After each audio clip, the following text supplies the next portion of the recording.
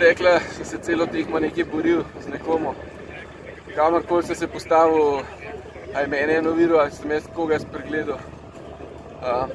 Sam štart sicer sem bil bolj v zadnji, ampak je bilo dosti pod kontrolo, dokler ni finski stegovalce toliko zrinil, da so oba dva dobila stik skupino. In takrat dalje je bilo pa samo še neko pretepanje in recimo temu lovljenje za obstoj. Mislim, lepa tekma bila in da lepo, da res nadziraš, da lahko pospešuješ, brenzaš se ves čas. Ko gre se ves čas uspeš kar nekako izogati vsem trkom.